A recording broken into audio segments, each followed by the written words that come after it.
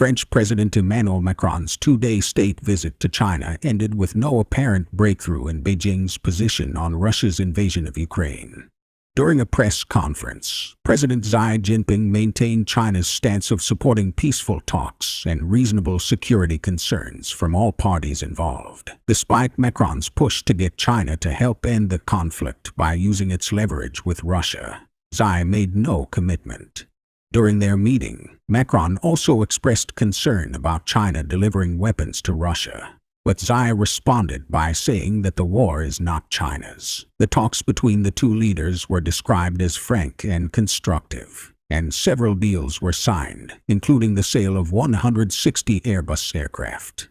However, Xi's apparent discomfort and impatience during the press conference became apparent when Macron spoke twice as long as he did, addressing him directly while ad-libbing on the Ukraine war and their joint responsibility to uphold peace. Macron also appealed to Xi to explicitly condemn Russia's aggression against Ukraine, but Xi did not mention Russia explicitly. Xi and Macron will continue their talks in Gwangju on Friday. Tensions are high in the Middle East as the Israeli army intercepts a barrage of rockets fired from Lebanon. Warning sirens sounded in the town of Shlomi and Moshev Betzit in northern Israel. It was the first time rockets were fired from Lebanon towards Israel since last April. According to the Israeli army, 34 rockets were fired, with 25 intercepted, and at least 4 landing in Israel. The rocket attack was followed by Israeli artillery fire back across the border. There was no immediate claim of responsibility for the attack, which came amid assaults by Israeli forces on Palestinian worshippers at Al-Aqsa this week. A few hours earlier, Israeli forces stormed the Al-Aqsa Mosque compound in Jerusalem's Old City for a second night, preventing Palestinian worshippers from entering the mosque for dawn prayers. Israeli planes attacked multiple sites in Gaza in response to 4 missiles fired earlier from Gaza, which were, in turn, in response to the police raid on Al-Aqsa.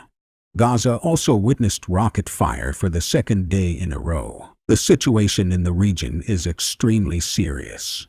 UNIFIL, the UN peacekeeping force in South Lebanon, has urged restraint and to avoid further escalation. The U.S. has reiterated its support for Israel's legitimate right to defend itself against all forms of aggression. Bob Lee, the founder of Cash App, was fatally stabbed in San Francisco in an apparent random mugging. Lee was found outside a luxury apartment building with life-threatening stab wounds and was later pronounced dead at the hospital. The 43-year-old tech executive was a chief technology officer at Square and was a chief product officer at MobileCoin at the time of his death. Elon Musk tweeted his condolences, and his comments about San Francisco's violent crime rate have caused controversy. The police investigation is ongoing, and there have been no arrests. Lee had only been visiting his former hometown for 1 day when the incident occurred. Bob Lee's death has sent shockwaves through the San Francisco tech community, and the investigation into his death is ongoing. We will continue to follow this story and provide updates as they become available.